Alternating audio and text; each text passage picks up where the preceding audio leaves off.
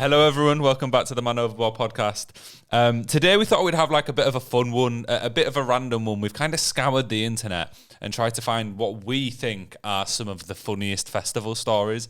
And then we're going to like throw a few of our own in there, just commentate on them a little bit because some festivals I've been to have been proper jokes. And we've had to fine tune a lot of the ones that we did find because it seems that most people's stories end up being akin to I got really high at a festival and got lost. Everyone's just like, oh yeah, once I did mushrooms at a festival and I got lost, and it's like, oh really? Did you? Who'd have thought it? Who'd have thought it? But I'll kick it off with one, and I'm going to kick it off with a short one, right? Just because I thought, like, this must be someone's worst nightmare, right? So someone put, not many people will see this, but I thought I'd share.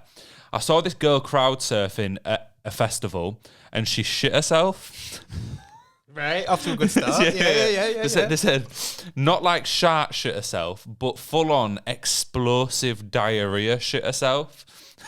She was promptly dropped to the floor, and it was pretty funny watching the whole crowd just part ways to get away from her. Just imagine, right? Imagine you're like in the middle of a festival, and there's someone crowd surfing above you, and they shit themselves, and it'll just, if it's explosive. It's not even shitting themselves, it's explosive diarrhea over a crowd of people. Just imagine though. And you'd have to, like, what would you do? If you were camping, you could at least go back to your tent, but... The other thing is, how the hell do you comfort somebody that's happened to? Oh. Like, if it was your mate that was crowd surfing and that happened to him, what do you do afterwards? It just be game over. That's the thing. Everyone has just witnessed that, and I'd have to laugh if I saw that, unless I got shat on or was shitting. But yeah, if I saw that, I'd certainly be laughing. If you were the shitter or the shitty, it wouldn't be so fun. And so that evening, me and my friend were eating at a nearby IHOP, and we overheard some guy saying that he got a shit all over his hand, and he'd not washed it until he got to that exact IHOP. We found that pretty funny until we thought that he may have touched the same surface area as us. Nah, I don't even want to think about that. That's fucking vile. You're at a restaurant later in the night and you hear some guy like, oh yeah, she shit on me actually, and you've just like been up to the same countertop. You just filled your drink up and you're like, oh, I'll have a Coke as well. Oh, fuck. Touched the same button and then picked up your burger. No, proper disgusting. That's fucking vile. It's one of the worst things about festival. I mean, I suppose when you go, you're always expecting it, but I hate the fact that Leeds Fest, that I know I can't like actually wash my hands properly at any point, really. There's just that weird foamy sanitizer and everyone's so hungry at Leeds Fest, aren't they? Yeah. Everyone's just so hungry because everyone's fasting. So it's what everybody does.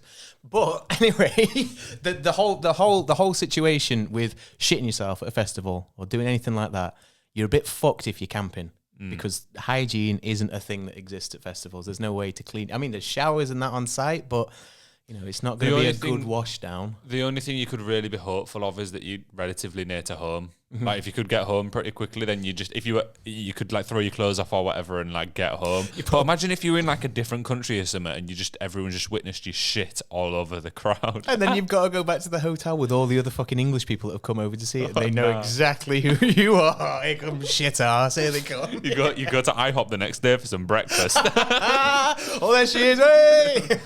Everyone's like, nah. Just like a circle around an empty table. Oh, man. Sat in the middle. Oh, man. It is bad. Festival shits are a thing, though. I swear, like, I've been to festivals before, not crapped for like 2 or 3 days. And then because you're just drinking and in the heat and using so much energy all day. Like, I wouldn't even try crowd surf. No, it's not worth it. It's not. I feel like, especially on the third day of a festival, you feel like you've fucking crossed a desert. Like you're just so dehydrated, you got no energy, you're aching all over, and it's just not happening. That's why when I go to festivals now, I ain't camping no more. I'm putting down the big bucks. I'm going all in. If I'm going to a festival, I'm getting a fucking Airbnb. Well, I tell you what, getting a hotel because I can't do it. So on this story, I've just booked a festival in Belgium. I've never been to Belgium in general, but the lineup was fucking incredible. Yeah, we're going to jump into some like new festival lineups later in the episode, so I won't go over that now. But mate, I couldn't like the nearest city is Brussels, but it was like an hour and a half away from the festival. So it was like the choice was either try like taxi there or train there and back every day, or camp in this random field for like 30 quid, or you could get this like VIP glamping experience, but that was like 200 and something quid for the full weekend. But I was like, do you know what? Yeah, fuck it. Like, if I'm going all the way over to a different country, it's going to be hot as fuck. I don't want to have to carry a tent around anyway. And that had cost me money because I wouldn't be able to take it on the plane. So I'd have to buy one when I was there. I was like, fuck it. I'm doing that VIP. I'm doing that VIP camping experience. So I hope that I don't end up with a story like whichever one you're going to pull out next. Fuck me. Well, I'm thinking I go in with my story. Oh. It's not a crazy story by any regard, Okay. but it's a fun story. It's a fun one. So it's Download Festival. Donington Park, UK. Oh yes, I love a bit of Download. So it was one of those years where like it was mad fucking sunny and like it just beats down on you. So it was like the Friday we were waiting to go in the queue, and the queue was probably 2 hours long. You know, thousands of people waiting. You know, when a festival first day, everyone's fucking rammed trying to get through the gates. So we've got no provisions. You know, no fucking water on us or out, and then we're sat in the queue, and we had like bottles of Lucozade or something, and then me and my mate are just like stood there like feeding each other like we're like little people lost in like I don't know, just lost to sea, and we've got like one little bottle of water left, and we're doing little drips in our mouth to make it last. Oh god! So we're already whacked, like I mean whacked by the sun by the time we get in there. So we get in, we go to camping. Everybody sat down, they're setting up the tents and all that. My tent was like a pop-up tent, so easy. it was almost straight away. Take it out. Done. And then I'm sat there in my little deck chair, got that out. And little then cheeky dark fruits on the go. No. So this is where it takes a bad turn. So I was already dehydrated as fuck, hadn't eaten all day, and the only thing I had was a 1 litre Volvic bottle full of apple sours.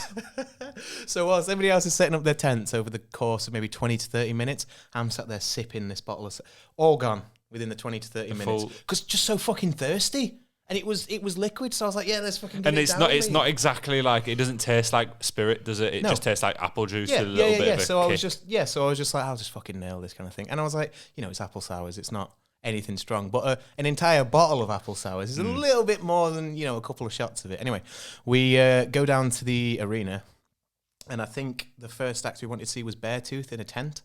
So all I remember from going into Beartooth is I remember getting into Beartooth, going into the pit for one song, and then being like, I'm going to fucking die in here. I was like, I could just feel myself like, you know, when you're entirely out of breath, you're completely out of energy, and you're in the middle of a fucking pit, and you're like, it's that sudden realization about 10 seconds after going in where you go, oh no, I can't get back out now. So I had to kind of fight my way through the crowd to get to the edge of the tent, and then when I get out of the tent, I just lay on the ground, just on the floor, flat, straight flat, just on my back. I had people coming over to me, kicking me, going, "You're right, mate," and all this stuff. My mates like could not find me for a couple of hours after trying to find. Come out fucking tent, and they went, "Oh, there he is!" And then I'd been there that long that I sat up and I was fine. Yeah, but I just laid it out basically. Just had a little apple sours nap. It happens to the best of us. Nah, that doesn't sound too bad though. Like it's not a crazy one. I don't. The thing is, with my festival stories are tame as fuck because I'm a boring bastard. So that's the most exciting shit that's probably. Well, to be fair, getting a full bottle of apple sours down you after being severely dehydrated always sounds like a bad idea. Well, I mean, at least it wasn't like a fucking bottle of something that actually has an alcohol content. But yeah, you probably wouldn't have done it then, though. Like, the apple sours is the reason that it happened. Tasty shit, man. Yeah. Tasty shit. Right, well, I'm going to go on to another one that I've found. And this one's a very long one, so people are going to have to stick with it. I've not even finished this, so I don't know how good it is or not. This better not be an anticlimactic. No. If it ends with, yeah, and the guy just didn't show up, I don't think it'll be that boring. This one says, I took my girlfriend to a very first festival, Electric Forest 2013, and upon getting there, said that we should wait till it's night before we leave the campsite and explore the forest. Sounds like a decent plan. Thought it would make it more magical and more romantic for her to see it the first time when it's all lit up at night. Then in capitals, nope. So this is where it takes a turn. Surprise, surprise, we dropped acid about an hour before going in. And when we make it past the line, she's acting pretty weird, keeps looking confused, asking why there are all these people here, squeezing my hand like it's a stress relief ball. I realise she's just tripping too hard, and I'm like, okay, let's get into the forest, see if it's chill in there, see if there's a safe zone circle or something, and then we can just relax and wear it off. But by the time we actually make it into the forest, she has absolutely no clue what's going on. She doesn't believe anything's actually real, and the forest at night, this isn't a very good plan. People were meowing and barking at her. Just imagine you like holding your girlfriend's hand. People go, meow. You be fucking you in there, innit? Barking at people. That is the type of thing. That is the type of thing I do. Yeah, people were meowing and barking at her. Dudes on stilts in dresses were making noises because that's like, I think it's a bit of like a trippy festival. Yeah, innit? Yeah. So, and there were just noise and lights everywhere. I felt like I'd made a very bad call at this point, so I stood up, put her over my back. She weighs about 95 pounds, and had to carry her around 2-ish miles all the way back through the forest and to our campsite. I had to leave my 2 other friends behind and had also dropped a tab at this point. I'd never been to a festival, but we were experienced trippers and wanted to explore. All right, so this is the point now. He's left his mates. He's just with his girlfriend, but they'd already dropped a tab, but they were apparently experienced. Mm-hmm. The only difficult part about this was carrying the tripping girlfriend on your back. She couldn't stay still. She kept wriggling around, reaching out, grabbing shit, pulling my hair, and wanted me to stop every 50 feet so she could sit down and meditate for long intervals. But that, plus at this point, I was... There was thousands of people coming the other way, and I started to trip really hard, which made it way worse. Fuck me, man. I can't think of like much worse than that, because he was tripping as well, wasn't he? So not only is he tripping balls, he's got somebody else that's having a bad trip on his fucking back, and he's got insane clown people fucking wandering about. I think the thing that'd be annoying about it is if you thought you were like an experienced drug taker and you're like, oh yeah, I can deal with this situation, and then you would already feel under more pressure when your girlfriend starts like getting too fucked up and tripping loads, and then if you're carrying someone, you're going to be sweating and walking through the heat, walking through this festival, so that's going to make you worse. But then it's just like a big fucking domino effect. Yeah, and then it's just a cycle on cycle on cycle, isn't it? Yeah. Fuck so that. it's not over yet. It's not over yet. Okay. I thought it was myself. On the way out, I got so many high fives. Like a dozen people told me that I was a sick boyfriend. People even offered to help me carry her on my back, which was a little bit weird. Really, I felt like I need people to protect me and make sure we were both safe. Every time my legs got tired, I just reminded myself that I'd got it, and I kept on going. Got her back to the campsite, tucked her in bed with a bottle of water, then sat with my neighbours and drank a load of whiskey. Good times were had. The next day, I couldn't count the number of random people who saw her and yelled, oh my God, are you okay? The rest of the festival, we both had a blast. Electric Forest is amazing. Just be prepared to have your mind blown if you go into that forest. So it actually ended really well. Yeah, I like that. It sounded like it didn't get too fucked up for the rest of it. But it's going to be one of them that'll be a memory for them, that, definitely. Oh, that's, yeah. That's like an experience. If she remembers any of it, it might be a little bit traumatic, but yeah. That'd be sick still. That's a fun one. I rate it. I've never actually done acid or anything. One day I'll try it, but I feel like I've got to be in a very safe environment. I mean, fair play. Yeah. Maybe it's not something I should admit on the internet. Like, one day I'll try acid, but I definitely will at some point. Mm-hmm. Go on then. Have you got any mad ones lined up? So I've got some stories that are more about gigs than they are about festivals. So these are more in the realm of people going to do gigs, so it's the bands usually, and a complete shit show that they've had when they've turned up. Essentially, I mean, it's still a musical event, a musical experience. It's close. It's in the same vein, so we'll allow it. I think that's all right. Yeah. So there was this guy says he got his band playing a gig at some Battle of the Bands through some production company. They sold the least amount of tickets, so they had to play first. It was about 10 minutes into the set, and there was nobody in the room, literally nobody, other than the sound guy who was listening to us. I thought it was obscure, seeing as I had at least a few trustworthy friends who said they would come and watch us.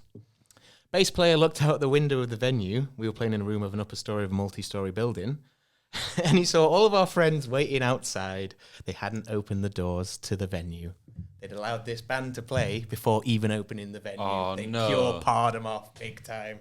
Could you imagine being asked to play something like Battle of the Bands, where it's a competition? You've got to sell tickets yourself anyway, but if you sell the most, you get the higher bill. Turning up, doing all the work, and they're saying, yeah, start playing now. And they haven't even opened the fucking venue yet. I think there's two ways you can look at this. A, it is really tight on the band. Like, imagine if you'd put, as you said, all that effort in, and the whole point of those is to get more exposure and stuff as well. The second time, though, imagine if they were just really fucking shit. Like, surely whoever promoted that would want as many bands to be heard as possible. So, and they just said, right, you guys start now. Yeah. Just quickly now. You got 10 minutes set. Everyone's waiting outside. Just give 10 minutes extra. We're doing a sound check. You hear it now. It sounds terrible, but it'll sound good. Yeah, that is tight though on the band that performed. It's not really on. I think it's an issue with small venues sometimes. I think they can be a bit dickheadish to the even smaller bands when they've got a semi-big band coming along as well. Yeah, definitely. I'm going to tell one from a personal experience now. Oh. And this is a different one, actually. So if no one's listened to it, I told probably my most fucked up festival experience on a few episodes ago. We had the Subways on. So if you want to hear my most fucked up one, go listen to that. But this is just a completely different one. So a few years ago, I went to Slam Dunk Festival. You know it very well. Pop punk festival over here in the UK. And I think it was the second time I've been to Slam Dunk, but I was only like 18, 19. So I'd not been to that many festivals. And I went with two of my friends, both of which had barely done anything like that in their lives as well. And after about 3 hours of being at the festival, like it started proper chucking it down, right? Oh, and it was like outdoors, muddy, and it was absolutely pinging with rain. So we were seen neck deep, and a mosh pit started, jumped in the mosh pit. It was my friend Ellis's first ever mosh pit that he'd been in. So we jumped in, cool, next song comes on, jumped in, cool, came out, he was gone. Like we just couldn't find him anywhere. Like me and my friend were looking around the crowd. Like we didn't want to leave because there's probably like 9,000 people in this crowd. We're walking around trying to find him, whatever. Neck deep stop. We go like stand on top of this hill and are looking around for him. We're looking for him for probably like 10, 15 minutes and like none of our phones are like working, like either had signal or were alive. And eventually we were like, fuck it, let's just like go for a piss. And he's meant to know what band we're seeing next anyway, so we'll hope that he actually remembers and goes. Yeah, but like obviously he didn't really care anyway, so he probably didn't actually take into account who we were meant to be seeing. So walked down to go to the toilet, just randomly bump into him, and we're like, oh, sick, like literally. And he like, because he'd been chucking it down, he had no top and carrying a soaking jumper, and he was like, oh, I thought I were done for. I thought I'd never see you again. I've been swallowed up by crowd. But then this is where the day got really interesting, because this was like after I'd stopped smoking weed, right? And because it was chucking it down, we went into this big tent and there was like a really heavy metal band playing. And I don't particularly mind heavy metal, but it's not like my favourite genre. Not your vibe. So I was stood there pretty like bored, you know, not really doing much. And then like someone was like, oh, do you want a couple burns of this? And I was like, you know what, fuck it, why not? I'm going to be stood in this tent for the next hour listening to music I don't really care about. So I'll have a couple burns, but man, it was a bad move, you know. It was a bad... I'd already been drinking all day. Yeah. Never one than the other. Yeah, bad. That in itself was a stupid choice. So a couple burns of this spliff. For the first like 5-10 minutes, I was pretty fine. I remember like chatting to these random like 40-year-old women because they were loving the band, and I was just stood there like, what's going on? And then we were like, all right, boys, let's go to like see someone I actually want to see. And we started walking down towards this other tent, and we got in there, and you know, like when you start feeling a bit like shaky, like I was stood there and I was a bit like, and my mates were next to me, they were fine, and they must have thought I was fine. And we were stood in this tent, and it wasn't too busy, and I started feeling proper like weak, right? So I was just like, all right, I got to sit down. And they were like, all right. So they just sat down with me, but that meant, again, they didn't know I was too fucked up. So I was sat in this tent, and I was going, do you know when you just try to be all right? Do your breathing exercises, Zen, come on, focus. Just got calm. I was like, if I get my head all right, I'll be fine. So then I thought I got myself to a decent level. I was like, all right, let's get out of here. Let's go see someone else. It's like a bit more fresh air as well. It'll do me good. Stood up a few steps outside. I was like, I feel like I'm going to pass out. Still chucking it down at this point, yeah. And my mates were just walking, and I literally just laid on the floor, like outside a tent, just chucking it down. Looking it up into the rain. I was just laid on the floor like... Man thinking he's in a music video. And I think it was like the mixture of drinking so much, because I'd probably had like at least 6 or 7 pints by that point because it was like 7 o'clock. But yeah, I just remember like they stopped and were like, "You all right?" And I was like, "Nah, just give me like 10 minutes." And they were like, "No, he was like, I was just stood in the rain." I was like, "No, the rain is feeling nice right now." Like it was the one thing sorting me out. Chilling me out. Yeah. And then to be fair, the rest of the day, like I recovered pretty quickly because I didn't have much, so it went out my system. I always get like, oh mate, because I used to smoke weed when I was young. I get confident sometimes, and I'm like, oh yeah, I can have a bit. It fucks me up every time. Every time it nearly kills me. But yeah, the rest of the day went really well. I remember going to see All Time Low headlining, which was a fun one. Discovered a really great band called the Menzingers, who I didn't know. Like, was literally queuing for a pint. They were like second to last on at some random stage, and I was just listening while queuing. I was like, these are sick. And then I've been to see them twice since then. So fair play. It's always nice to discover new bands at a festival. Discovery in it. I think it's always good to have a wander around when maybe there's a band playing that, you know, if you got like a 2-hour gap or something, just have a piss about, see who's playing. You might hear something that you like, and you never knew you liked that artist. I think I structure myself at festivals a little bit too much sometimes. Like more time if I'm going, I know exactly who I'm seeing. I think I'm in the same boat, but it's because you go into a festival, you haven't just bought the ticket because it's I'll go to the festival. It's I want to see these artists. At least it is for me now. Maybe in the past I would have just gone to a festival for the sake of going to a festival. Now I'm only going to festivals that, you know, I've got a lineup that looks amazing, such as Slam Dunk again. I think it's because we're really big music fans, so we will do that. Yeah. So we won't discover new people because we already know loads of people that we actually like. And to be fair, we probably, if it's a lineup like Slam Dunk or something like that, we probably know 99% of the acts. Whereas like a lot of the boys, if they go, might know 1 or 2, but then everything else to them's new, so they're gonna discover newer people still.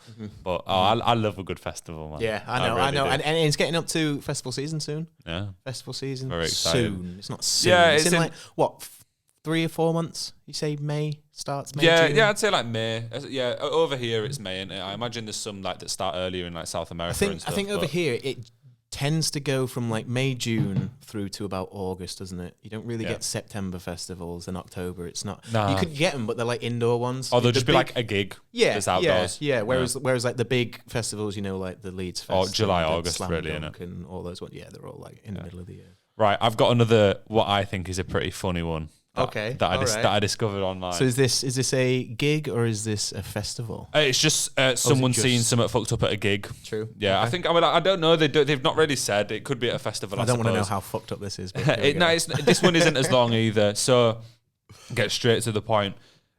2 huge bald guys beating the living shit out of each other at a Megadeth gig. Fuck me. Oh my God. That'd be like seeing them fucking, you know, those nature documentaries with the big fucking goats with the massive horns bashing into each other. I bet that's what that was like, man. I swear. It's the description of this that actually got me.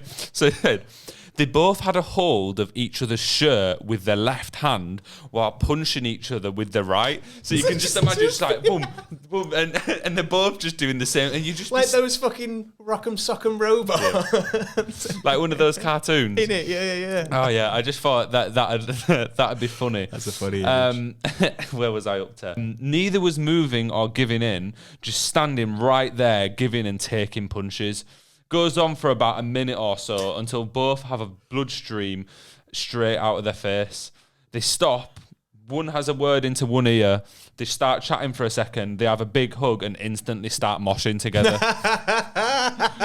And they just ended the story with weird shit. Weird shit? Well, it's a fucking Megadeth show. I mean, what do you expect? I don't even really know who Megadeth are, but just by the name, I can imagine the type of meathead that would be there. It's one of the big 4. It's fucking Megadeth, Metallica, Anthrax and Slayer. It's the 4 thrash metal bands. So you get that big boys, man. Meathead punching each other. Oh yeah, of course. Yeah, it would be jokes to see that though, just like punching each other's face in, and then just like little whispering ears, and then they just like start moshing around. Well, I mean, the amount of times I've been in a pit, and you know, you've upset somebody or something's happened, and then just how nice people are at certain gigs. I mean, it depends what gig you're at, but usually if you're at like a heavier show, like a metal gig or something like that, the mosh pits are really respectful. There was a time when I was it was another download story. I was seeing the Offspring on the second stage. I think it was 2014. And I had my big, massive New Rocks on. So if anybody doesn't know, New Rocks are essentially the goth boots. You know, those big flames up them and just massive fucking soles and metal all over them. One of them. And was watching Offspring. I was in the pit. And it had been raining all day, so it was fucking muddy as shit. Going around in this pit, then all of a sudden, fucking stuck in the mud. My shoes come off. I've got one boot on and I'm hopping in the middle. And it's muddy as fuck as well. And I'm in the middle of the pit, right? But then this guy, he must have been about 6'6", just put his hands up like this and started doing this around me. And then other people noticed and everyone started crowding around me until I got my boots on. I put my thumbs up like that and everyone just went again. And I was like, that would never happen. Like at like some, I don't even know. But I think it was just because it was an older crowd. It was a more respectful, because this guy must have been like 40 odd. And like, it was the Offspring. So it's a lot, much mature crowd. And it was just, I think it's really nice to see wholesomeness in such aggression. To see them two beating the shit out of each other and giving each other a little hug, it's like, I like that. I think the thing is, some tempers are high at festivals as well, but I fully agree in terms of like rock gigs and like hardcore gigs. I don't know, maybe people with more dedicated fans always seem to have the best crowds.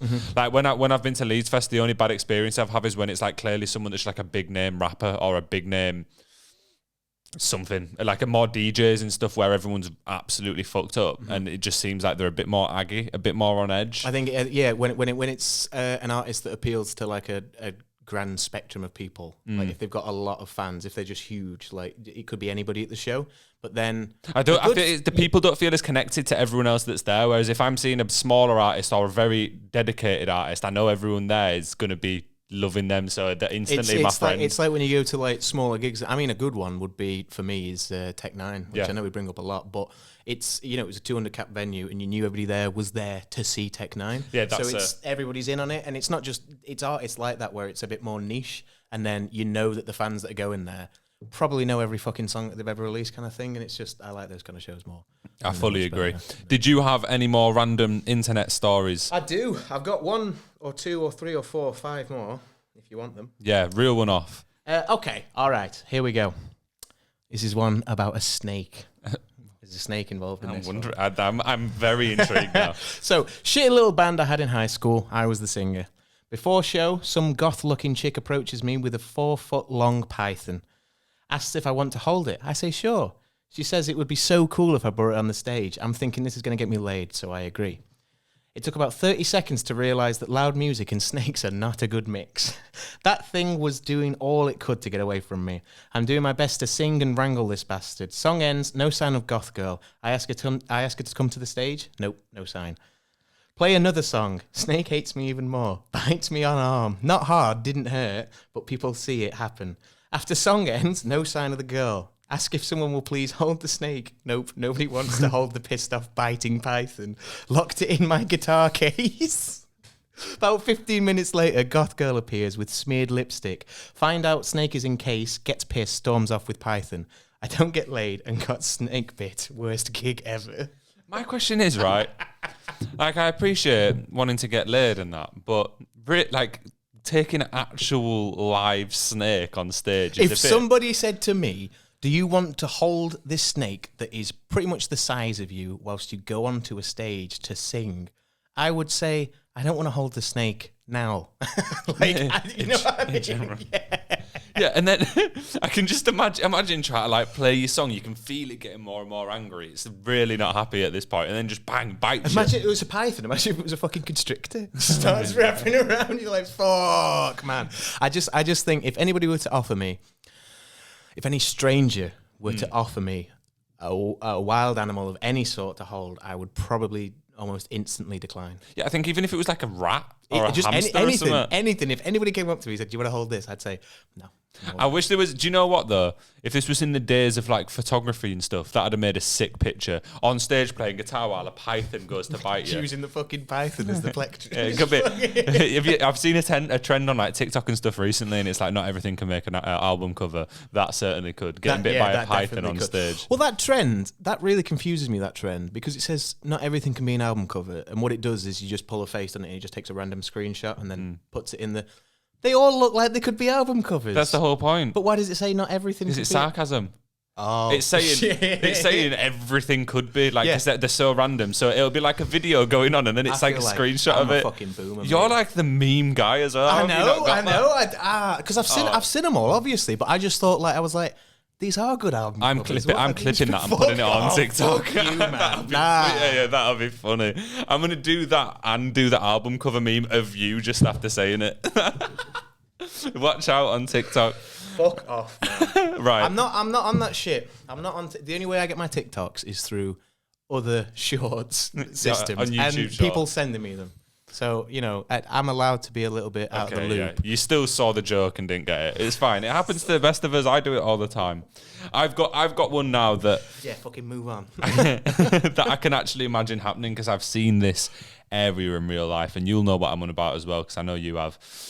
So this is at Leeds Festival in 2009. Oh, yeah, old school. Yeah, Back so when it was a bit more rocky. a bit rough around the edges, Leeds Fest, although it's still not particularly clean around the edges. But anyway, get right into it. Some poor woman dropped a handbag down the notoriously bad open-air toilets.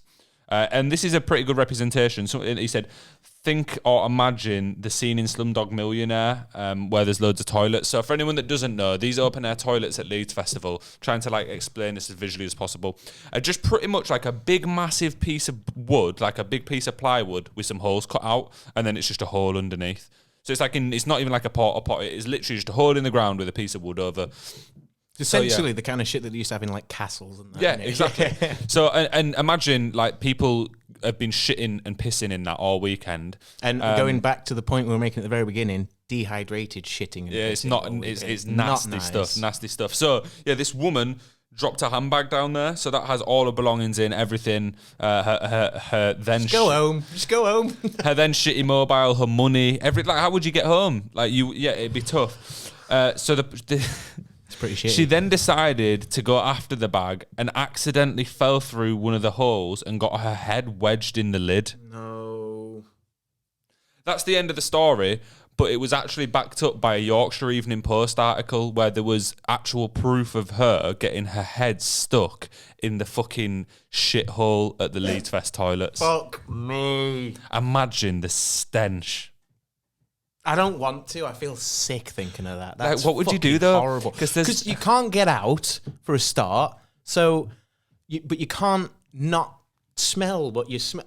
What the fuck? And you'd have to, because there's doors on them as well, on some of them, not all of them. But you'd have to scream for help, and someone would have to come find you with your head stuck in there. You'd just be throwing up. You'd drown. You'd drown. You'd fill it up with sick and you'd fucking drown. That's what would happen there. Imagine. You'd never want to see that handbag again. That's actually the worst one, I think, on here. It's not, because it's not only the fact that she got her head stuck, she dropped a fucking handbag in there as well, which was already game ending, and now your head stuck in there. I wonder if she'd try to get her arm through at the same time to get her, where's my bag? She'd try to pick a bag up with her teeth after pissing on it by accident. All right, maybe that was a step too far. No, just I don't want that mental image in my head anymore. I really don't. All right, well, it's either one of your stories or I've got one more decent one, I think. I've got one that's quite funny. If you know the reference, if you've ever heard the song "Come Together" by the Beatles, this is a pretty funny one. Nothing crazy. Together, no, come together. He wants a bunter, he's got grooving up sideways. I was thinking of a different song. Come together.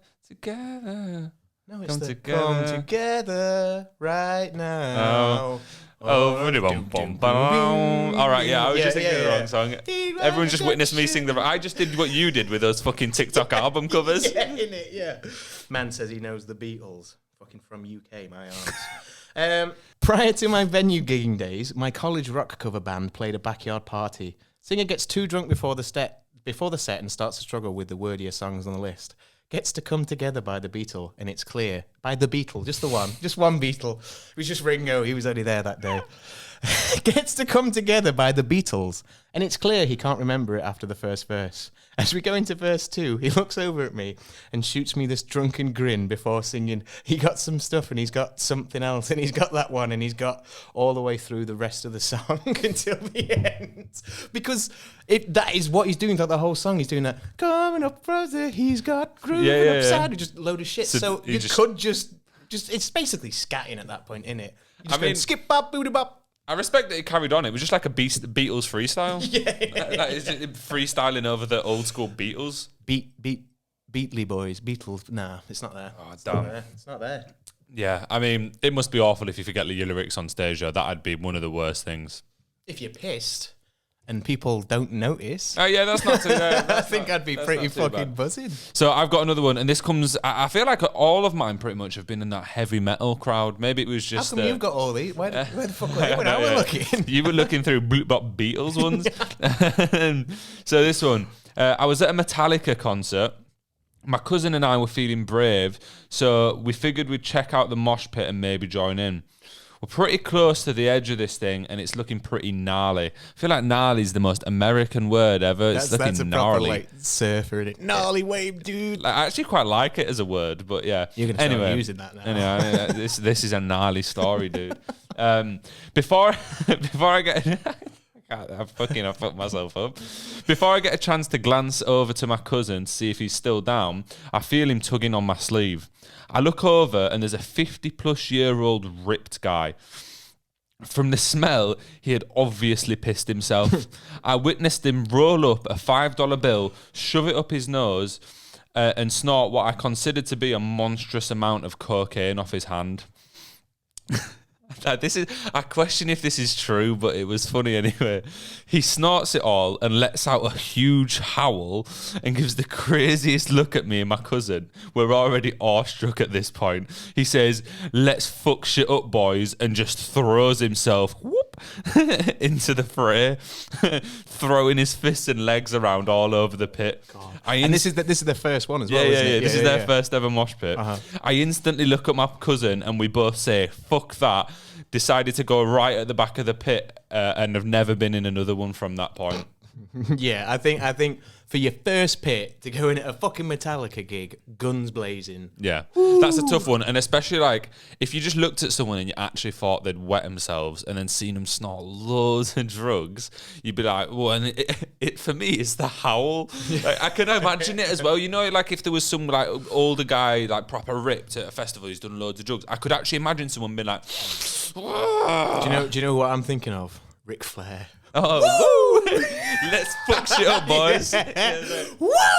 That could work. That could work. Do you know what that story reminded me of? Do you remember when we went to watch Green Day, Fall Out Boy and Weezer? Yeah. Do you remember the man there with the coat that we spilled a drink on? Oh, yeah. Do you remember that? Yeah. Should I go into that? That was quite funny. Was quite funny. That was all right. It's only a short one. I felt bad. It did fit. Yeah, but it's a gig. You know what true. I mean? So we were walking through the crowd. Fall Out Boy had just been on. Dreadful. We went to go and get some drinks, which was outside the stadium. We had to come back inside. It was fucking boring. Yeah, it was weird. I want to give a bit of background on that, right? First off, the new Fall Out Boy songs are banging, but they were shit live, which is weird. It wasn't even they were bad at performing. Yeah, that's it. It was just a bad performance. I don't know if they were just off it that day, but yeah, that's the first ever gig I've been to where the gig was in a football stadium in the UK where they definitely sell beer. Like, they do at every football stadium, and they have the facilities multiple to sell times a beer week. to that many people. Yeah, of course they do. But for some reason, all the bars were in the fucking car park outside the stadium, like a 10-minute walk from the fucking standing area. Not even a 10-minute walk, fucking 12 flights of stairs Loads on of top stairs, that. and it was all funneled down like one little path. So everyone had to get down this little path. But anyway, we were walking back through the crowd after getting our pints. And we'd got, I think it was dark fruits or something. It was something purple. It was pretty vivid looking. And so pushing our way through the crowd, getting towards the front. And just this, I don't even know really what happened. There was just a guy there, and we kind of knocked into him, spilt a bit of drink on him, and all of a sudden his face just fucking changed. And he must have been, I don't know what he was doing there. It was like nearly 60, I reckon. He didn't seem like he was with anybody either. He was just... And he looked so out of place because he was wearing like, it was either Superdry or Stone Island. Yeah, I've noticed Stone Island. Yeah, and we knocked that on him. He's like, my fucking coat. And you could see he was really pissed off. And like, we were there with your brother, and all three of us instantly went, yeah, but it's a really nice coat though, that, isn't it? And he was going... It's quite nice. Yeah. we switched it on him, didn't we? Yeah. No, but it was a Stone Island coat, so I would probably be slightly upset as well because it was expensive. Like, but then the way that we all just fucking handled it straight away, going straight into, yeah, but it's a nice coat. Exactly. We all turn around and we're like, oh yeah, really sorry, but that is actually a really lovely coat. It'll definitely wash out. It's like. And then following that, my man comes up to me. I kept seeing him throughout the whole gig. I kept going into the pit, walking back a bit, and he'd just be stood there and he'd look at me and just give me a little nod. And then one time he comes up to me and goes, you got a key, mate? And I was like, no, I'm not. I don't do that. I was like, that's not me. And he goes, no. Can I use a key? And I was like, I mean, I've got a set of keys. He was like, yeah, can I use them? I was like, okay, give him my keys. And he just pulls out this bag, goes for it like that. And I was like, all right, fair play. Then you give me a fist bump for best mates. The fact that you didn't clock that's what he'd want keys for. You were like, you want my key? Well, I would know. You were pretty weird twisted at that point as well. Yeah, but he was saying to me, have you got a key? Yeah. And I thought you were saying, have I got a key of something? Oh, right, yeah. And I'm like, no, bro, I don't. That's not me. And he was like, no, for me, have you got a physical key? And I was like, all right. And did that, and then he's best mates. Well, he turned into a legend. There you go, he did. So I'm going to tell one more little 2-sentence one, and then we'll take a break and we'll come back with some festival lineup reviews of the festivals we've seen released in the last few weeks. So this is really quick, really easy one. I was at Download Festival. I saw 2 girls jerking off 2 separate guys to see in a competition who could make them come the fastest. We'll be back. All right, we're back after a small break, and we thought we'd jump into... So pretty much every festival in the UK has released its lineup in the last week or two. You got everything from the more hardcore festivals, you got all the indie rock festivals, everything. And I've been like considering which ones I should go to. It is definitely a consideration you have to make with festival prices these days. It's unbelievable. You can maybe choose 2 or 3, whereas in the past, you go to a fair few if you want. Nowadays, you got to really choose. This first one we're looking at now is called the Truck Festival, and that's a prime example of that, because a few years ago I went to one called Why Not, which was very similar to this, and it was like 90 quid a ticket. This now, with a very similar lineup, is like 160 quid a ticket. Wow. Which is mental. Nearly really double. That's how much Leeds Fest was a few years ago, and that's like a prime festival. But to be fair, looking at this Truck Festival lineup, I actually really like it. I know it's very like indie rock centric, but I think like 3 headliners. You've got Two Door Cinema Club, who are like legends in the indie scene. You must know that like original Tourist History album, absolute banger. I've got a friend who's a big fan of Two Door Cinema Club and also Bombay Bicycle Club. For some reason, they just like the club bands. I mean, to be fair, both absolutely banging bands in my opinion. Very true. I saw Bombay last year at Live at Leeds, but I was that drunk I don't remember anything. So we won't go into that because I don't remember it. And then the second headline is Alt J. Actually, a band I've not listened to too much, but I think they're from Leeds. Interesting thing about Alt J, I always thought it was Jessie J. I genuinely did. I didn't know the difference between the two, and I was like, Alt J. That's it. And then I thought it was like a girl group for a while because it sounded like one, and then only in maybe the last couple of years I went, oh, that's who Alt J are. Yeah, they're all right. I just know that Breeze Block song. I'm sure if I listened to them more, they'd be okay enough. Yeah. I probably I'd see them. You know what I mean? Yeah. And then Royal Blood, who I quite like. I don't listen to them as much as I used to a few years ago. I used to really like them. I think that they're a great band, and I'd love to see them again. But I just think, do you know when you go through a bit of a phase? I seen them like twice within a few months last year and bashed their music out, and then I've just kind of like calmed down on them a bit. But they're definitely like this level of festival headliner. Like they're probably not big enough to do like Leeds Fest headlining, but yeah, it works. And then you've got a Thursday headliner of the Wombats, who I shouted them out in our Album of the Year video or podcast. And I was surprised to learn they were still going. Yeah, no, they're absolute. I love the Wombats. I've already got tickets to see them, the headline in Millennium Square next year. So that'll be sick. That'll be massive. But they've just got so many bangers, and they've not dropped off. Like Two Doors' new album's shit, in my humble opinion, but the Wombats' new album is really good. So I'm more than happy to see them again. And then underneath them, you've got DMAs and the Vaccines, who are like really big in the indie scene. And they're the same genre. Like that's a good couple of bands there. If you like the headliners, you're gonna like DMAs and the Vaccines, or at least most people will. So really big shouts, both like massive. And then I don't really know who Self Esteem are, to be honest. So whenever I see the name Self Esteem, the only thing that I think of is the Offspring song Self Esteem. I've never actually listened to the band myself. It just makes me question if I'm confident enough in myself. Sorry, that's such a poor joke. Yeah. I won't jump into anyone that's smaller because A, you won't know them, and B... Oh, that's very rude, man. I know quite a few. I love Beabadoobie. I love Beabadoobie. But we'll move over to a festival that we both love, and you've definitely attended much more than me, and it's Slam Dunk. Slam Dunk, man. So this year we've got the big boys headlining. We've got the Offspring. Story from Download. So I'll be seeing them again. Maybe I'll lose another boot. Who's to say? We can pray not. We've got Enter Shikari headlining. I don't know much about them, Stage. They're really good. So what Enter Shikari tend to do is they tend to be at almost every UK festival. And I think they're kind of one of those bands that I mean, I'm sure someone will correct me if I'm wrong. They've not really broken places like America and that.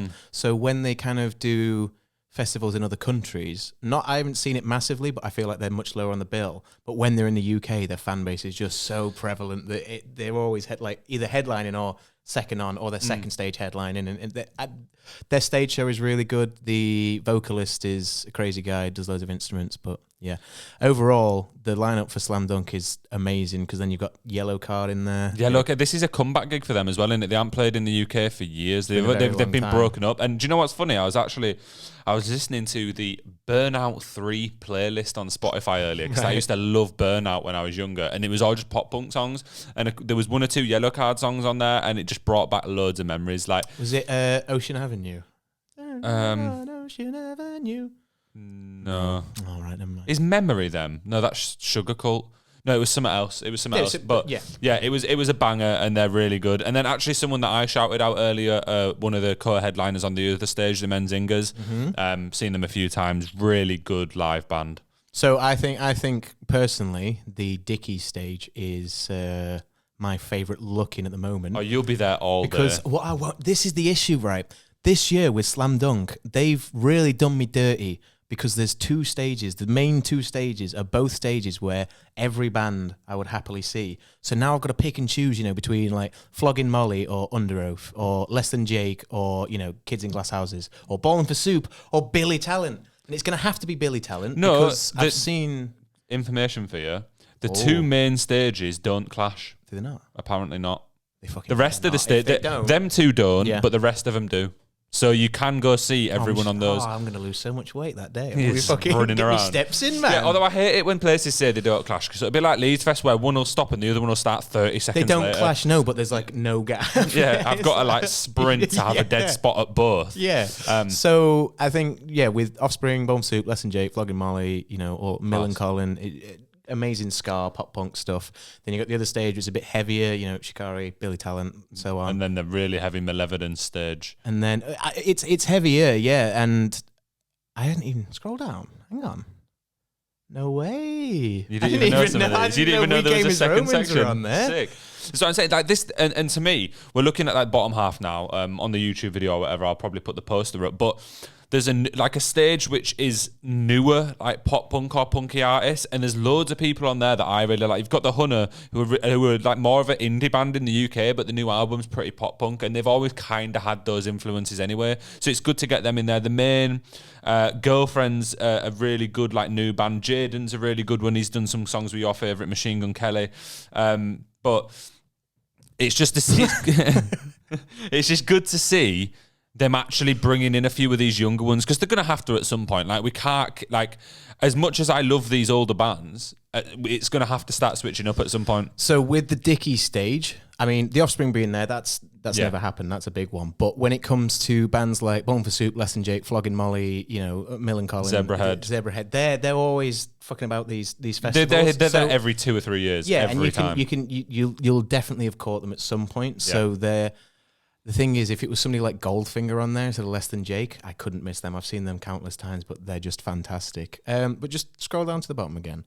What does this band here say, Joe?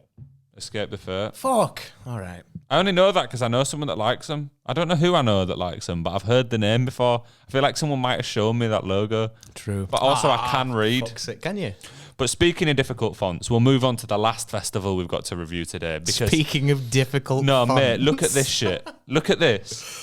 Why have they done it like that? It looks like a fucking... You know what it looks like? You've gone to your local cafe. Yeah. It's a laminated menu and they've on tried the table, to do it and cool. It's a bit sticky. The tables are a bit sticky. Yeah. But anyway, so this is a festival called Rock Werchter, which I've got tickets for the other day. Kind of touched on that earlier. But this, to me, kind of shows what the main problem with British festivals is at the minute. Because the lineup on this, especially the bigger names, is unbelievable. There's 8 people on here who could be Leeds Fest headliners. Why have they chosen this fucking font? It's annoying, this font, isn't it? The A's look like 6s. But anyway, let me jump in. The first day, the headliners are Sam Fender and the 1975 and Stormy. I don't know who Stormy is, although... Stromae. That... Not on this poster, but just got added yesterday. On the first day, along with those 3, is also Stormzy. has just been added on the first day. So you've got the 1975, Sam Fender and Stormzy. So that is 3 people who have or are gonna headline Leeds Fest in the last 3 years. All 3 of them have done it by the end of this year on the first fucking day.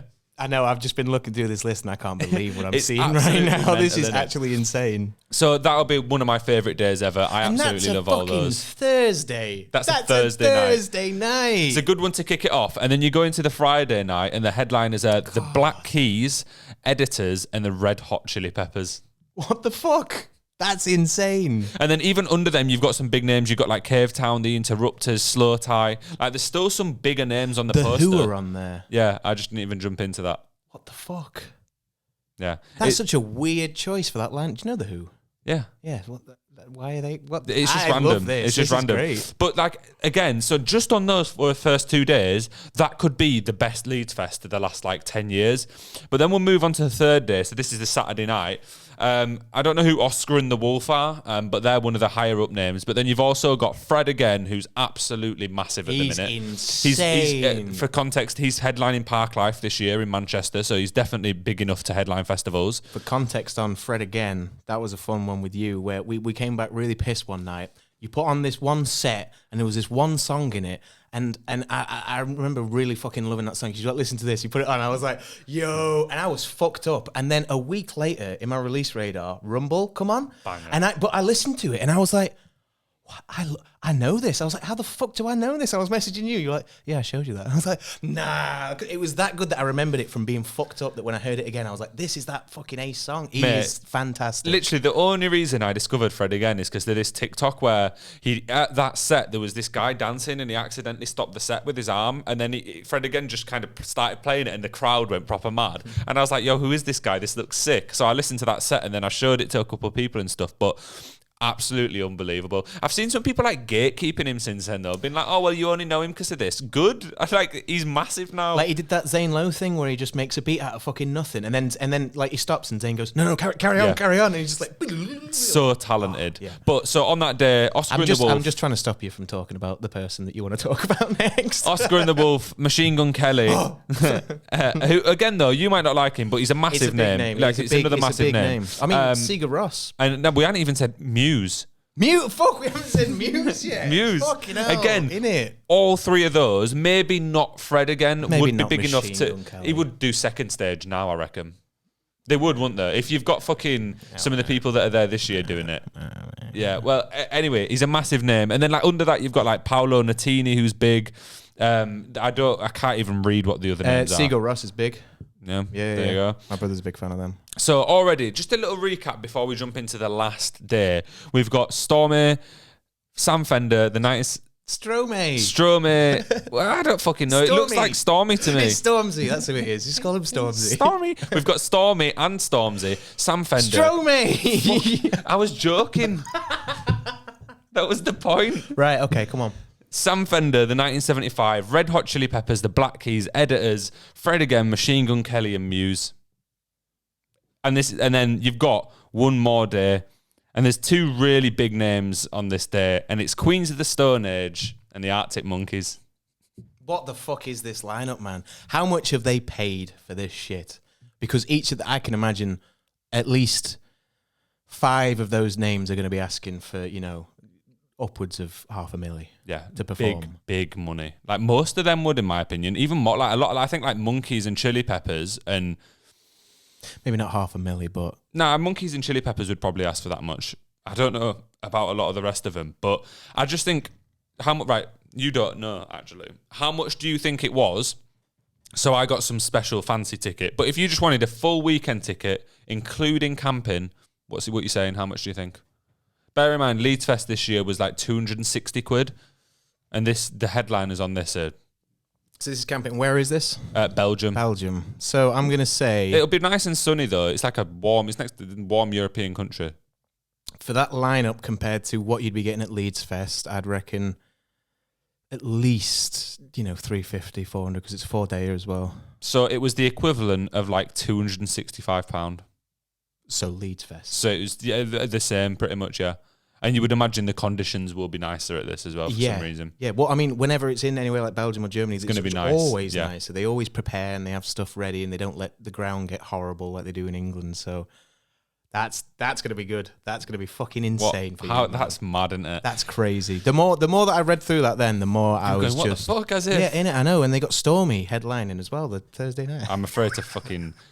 Wait, you were joking that time? I'm fucking done. Fuck Stormy and fuck Stormzy. But yeah, that rounds off this episode anyway.